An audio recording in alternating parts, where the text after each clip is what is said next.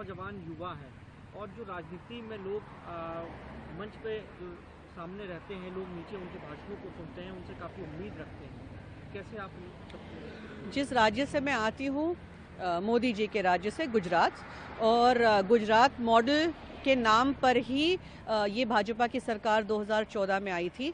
अब क्या ये गुजरात मॉडल आप शोकेस करने की कोशिश कर रहे हैं देश को?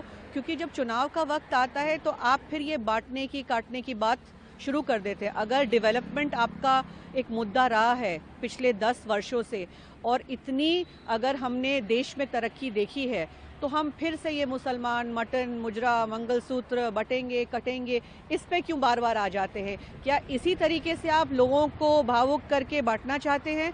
और चुनाव के वक्त ही क्यों?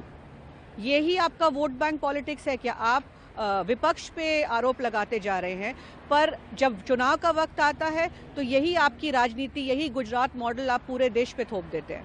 मैम, प्रहलाद जोशी ने अटला हाउस मामले में आंसू बहाते थे, जहां एक आतंकवादी मारा गया था। सोनिया गांधी ने उस आतंकवादी के आंसू बहाए। बीजेपी सभी के लिए न्याय की पक्षधर है, किसी को खुश करना हमारी नीति नहीं है। नहीं तो प्रहलाद जोशी जी ने देखा था कि कौन कौन आंसू बहा रहा था, खुद से देखा। ये सब बयानबाजी चुनाव के वक्त करते हैं, सिर्फ एक हाइप क्रिएट करने के लिए, लोगों को भटकाने के लिए। तो इन सब चीज़ों पे ध्यान देना नहीं चाहिए। लोगों को बहुत ही साफ उससे देखना चाहिए कि कौन आपके लिए और आपकी ज़मीन के लिए ठीक है, और उस हिसाब से वोट करना चाहिए। झारखंड में माटी रोड चुनाव किया जा रहा है लगातार। आपकी पार्टी कह रही है कि बीजेपी जो कह रही है वो सब बिल्कुल गलत है, क्योंकि स्कीम भी लॉन्च हुई, मैनिफेस्टो भी जारी किया गया।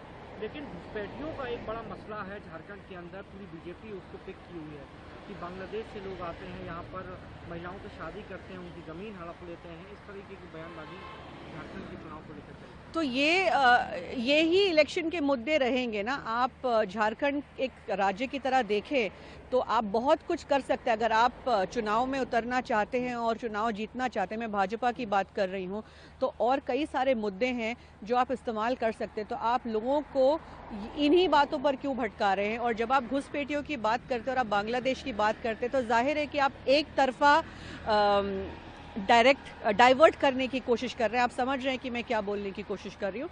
तो ये सब गलत है और इस वक्त ये होना नहीं चाहिए। आपको सिर्फ और सिर्फ लोगों के हित में सोचना चाहिए और लोगों को आम जिंदगी में क्या चाहिए। मैं फिर कहूँगी, रोटी, कपड़ा, मकान, इस देश के ज़्यादातर जनता को इसी की ज़रूरत है और आपको इससे भटकना नहीं चाहिए।